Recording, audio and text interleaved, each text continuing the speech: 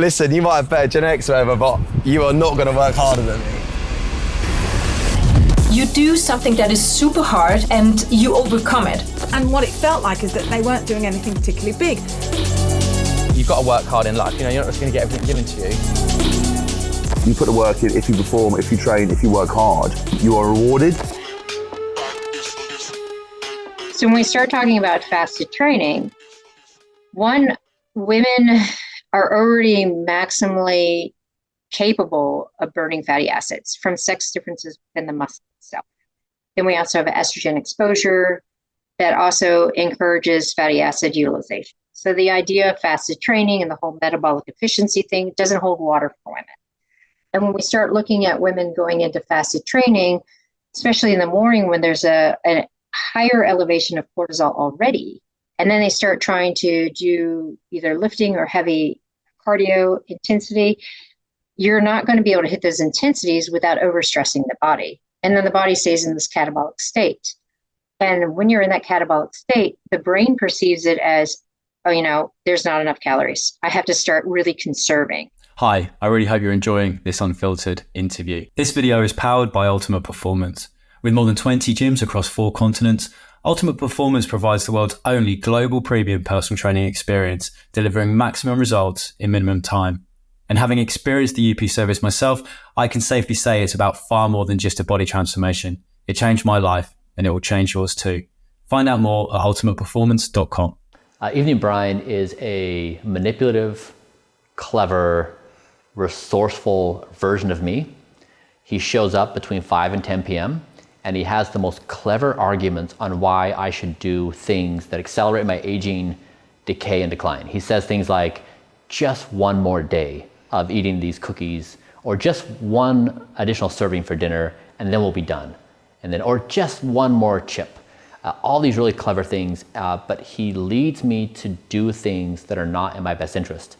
And so by identifying his name, his thought processes, and his persuasions, I was able to do something I could never do before, which is actually stop behavior I didn't want to do. Whereas before I felt powerless, but just the trick of naming him and treating him differently enabled me to get over this big hump of stopping these self-destructive behaviors. So I do feel that there's been a shift in how much cold I can take before I feel that it's stressful to me.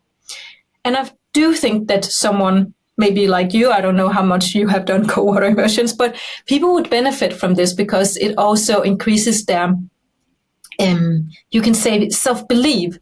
You do something that is super hard and you overcome it. And then you know that you can overcome many other things. So this short, you can say, interval of stress that you have will be broken, and you will open up your mind for, okay, if I can do this, then I can do many things. The steroid gangs come fast and go fast, right?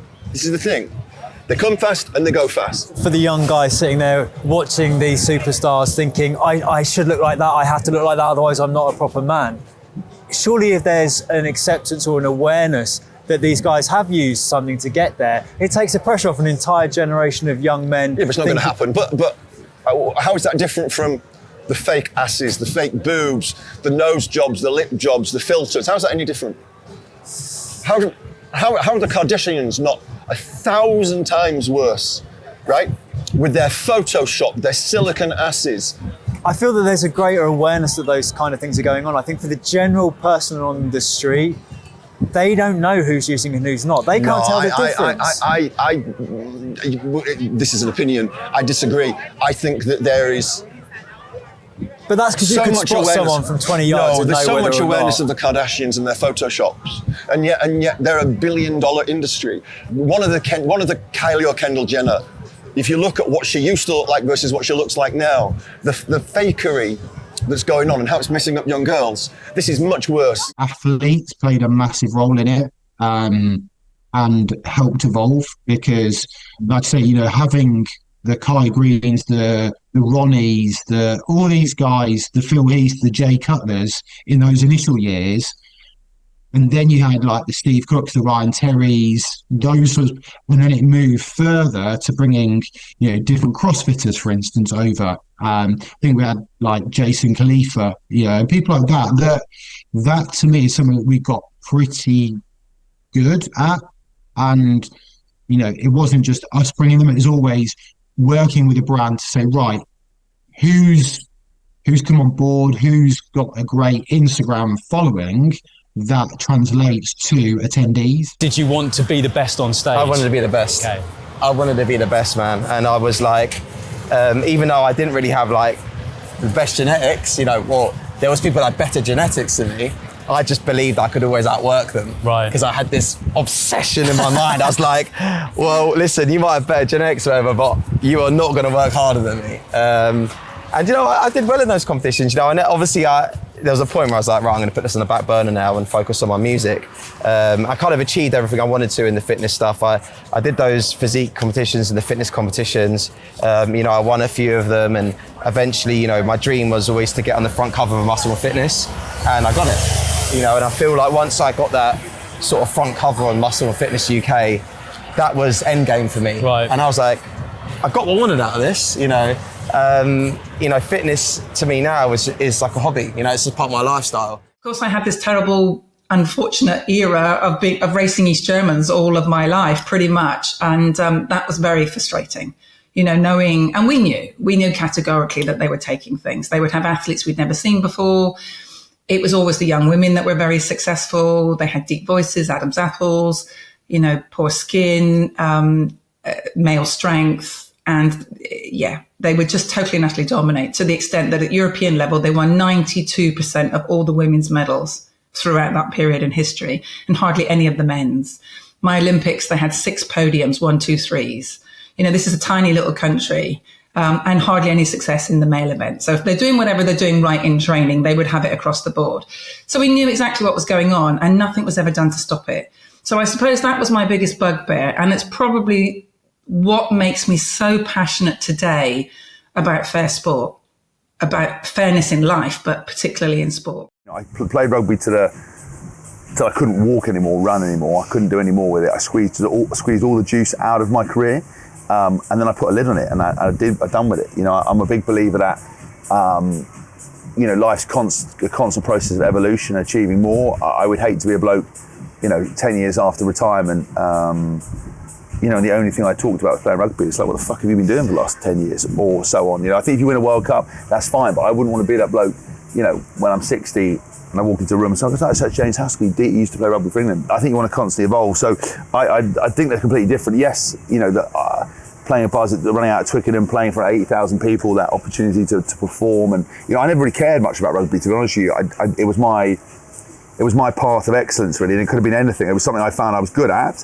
And I found the linear structure of, you put the work in, if you perform, if you train, if you work hard, you are rewarded. And in most areas of life, that's not the case. Most people judge their success on whether they earn money. You know, mine was very straightforward. If you weren't good enough, you were told you weren't good enough, and you didn't play. If you were good enough, you got opportunities. And it was very physical. And the more work you put in and how dedicated and focused you were, you had success. And what it felt like is that they weren't doing anything particularly big. When I eventually stopped pretending, because I was hiding my past, I was so terrified of people finding out about my X Factor backstory. I used to tell people I had a brother called Tarquin, thinking that would make me look more respectable. I was so afraid of people. I'm already working class. That's like, you know what I add, you know, I'm brown and female and a foster kid. Oh my God, I'm like a poster girl for the Tory party. So I didn't want anyone knowing anything about that, because I was so ashamed. I was so ashamed and scared. So people were, when I first started talking about it, and people were saying, so what did they do? What was the big thing? And I was sitting down thinking, actually, it's a series of tiny little things that are doable and achievable for a regular human. So they are heroes to me, but they are everyday heroes doing everyday actions. In terms of your childhood, you've obviously spoken a lot about it, but looking at your kids now, they're going to have a very different upbringing to you, right? Where they can essentially have all the opportunities, financially secure, all the other trappings that come with the success that you've earned. How conscious are you that they're going to have a very different upbringing, and how much are you aware of trying to kind of protect them from maybe not having the hunger or not having the ambition that you had? Yeah, it's a tough one. I always think about it because I'm a grafter, like a proper grafter. Me and Nikki, my brother, and my little brother George, you know, when you grow up in a council estate, like working class, and you do want to create a different life for yourself, you just got like a hunger to kind of create a different path, you know. So yeah, I've worked really hard, and I think my kids have got a very different life, but I still teach them the importance of you know, being thankful and grateful for what we have, and, you know, understanding you've got to work hard in life. You know, you're not just going to get everything given to you.